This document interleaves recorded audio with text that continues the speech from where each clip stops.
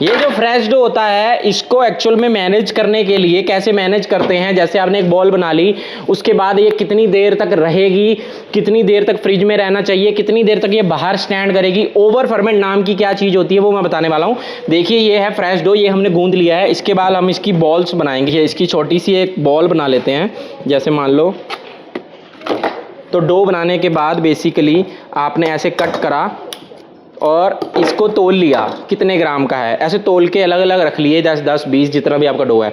उसके बाद आपने सिंपल इसको लिया और सिंपल इस तरीके से बॉल बनाई। इसकी पूरी ट्रेनिंग हम देते हैं, ठीक है। मैं पूरा प्रोसेस बता रहा हूँ कि इसको कमर्शियल लेवल पे हम कैसे करते हैं, ठीक है ना। ये आपने मान लो इसकी डो बॉल बनाई, ठीक है ना।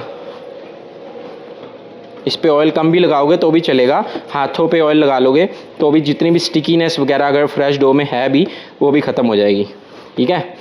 तो ये मान लो कि हमने एक बॉल बना ली है, ठीक है ना। तो ये हमारी बॉल है जो नीचे से हम बंद भी कर देते हैं प्रॉपर, ठीक है। अब इस बॉल को बेसिकली इस बॉल को हम क्या करेंगे, ये हमारे कंटेनर्स हैं। Why we use containers my friends, we are putting this ball in this container. अब 2 घंटे के बाद ये जो पिज़्ज़ा बॉल है ये रेडी हो जाएगी यूज़ करने के लिए with the pizza flour. Just need to add water and oil, that's it, okay.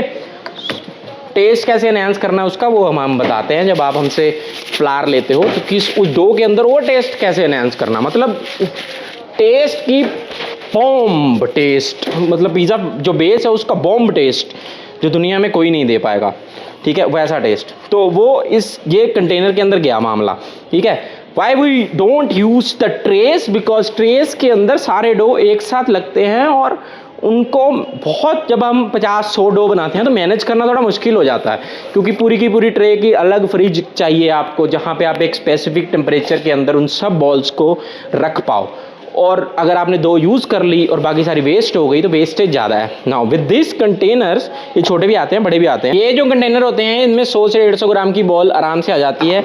ये बड़े कंटेनर है, इसमें 200-250 ग्राम, 300 ग्राम, 750 ml का ये है, 500 ml के ये हैं, ट्रांसपेरेंट में भी आते हैं, तो आप उस हिसाब से ले सकते हो, ठीक है। इनके अंदर बॉल डालने का क्या है, ये सारे अलग अलग अब डो बनेंगे, 50 डो बनेंगे। हमारी काट है मान लेते हैं, हम ऐसी जगह पे हैं जहाँ हमारे पास फ्रिज नहीं है, तो वहाँ पे आप क्या कर सकते हो, आइस बॉक्स के अंदर सारे कंटेनर रख दो, आइस और नमक डाल दो, तो आपका लंबे टाइम तक एक टेम्परेचर के अंदर, चाहे कितनी भी गर्मी हो, उसमें रहता है। अब ये फर्मेंटेशन क्या होती है, फर्मेंटेशन गर्मियों में तेज़ होती है। जैसे हमारे पास कुछ ऐसी चीज़ें हैं जहाँ जिसमें 70 डिग्री टेम्परेचर हम मेंटेन कर सकते हैं, जितना भी हम चाहें, 30 40 70 तक, उसके अंदर मैं रख देता हूँ। तो ये 2 घंटे की बजाय अभी 15-20 मिनट, आधे घंटे में ही ये पूरा का पूरा फर्मेंटेशन प्रोसेस कंप्लीट हो जाएगा। तो हम 2 घंटे गर्मियों में 1-1.5 घंटा, सर्दियों में 2 घंटे, ऐसे करके ये प्रोसेस चलता है। अब 2 घंटे के बाद जब आपकी बॉल 2.5 घंटे 3 घंटे रहती है, तब वो ओवर फर्मेंट, नेगेटिव की तरफ जाना शुरू कर देती है। नेगेटिव फर्मेंटेशन बोलते हैं उसे, वो बाहर आ जाएगी, मतलब अगर हमें इतनी चाहिए तो इतनी हो जाएगी। उसी कारण से वो प्रॉब्लम ना हो तो हम इन कंटेनर्स का यूज़ करते हैं। इनमें हम बाहर रखते हैं, जितनी चाहिए उतनी बॉल्स बाहर रखते हैं, बाकी सारी फ्रिज के अंदर रखते हैं। दूसरा, जब हम उन्हें निकालते हैं, हल्का सा फ्लावर प्लस राइस फ्लावर ऊपर डाल के कंटेनर को उल्टा करते हैं, बॉल बाहर आ जाती है, हाथ से उसको स्लैप करते हैं, दैट्स इट। और अगर हमें लग रहा है कि ये बॉल हमें जल्दी फर्मेंट करनी है, हम किसी गर्मी वाले जगह पे रख देते हैं तो वो जल्दी हो जाती है, ठीक है। हमारी सारी बॉल्स इसके साथ कनेक्ट नहीं रहती, हम हर बॉल का हमारे पास अलग कंटेनर है। इससे क्या होता है, जो हमारी वेस्टेज की जो पॉसिबिलिटी है वो नियर टू 0 चली जाती है। आप ही की गलती होगी अगर वो फर्मेंटेशन उसकी ओवर हो गई क्योंकि आपने देखा नहीं, लेकिन अगर हम लॉजिक से देखें तो वो फर्मेंटेशन कभी ख़राब नहीं हो सकती, वो बॉल कभी ख़राब नहीं हो सकती।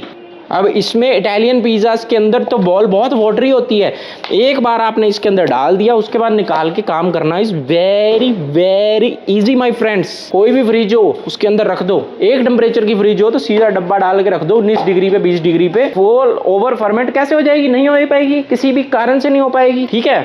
इस तरीके से अगर आप काम करते हो तो आपकी जो वेस्टेज है वो नियर अबाउट 0 चली जाती है। तो ये है टेक्निक्स जो और भी हम सिखाते हैं हमने कोर्स के अंदर, तो ये उसमें से एक टेक्निक थी जो मैंने आपको अभी बताई।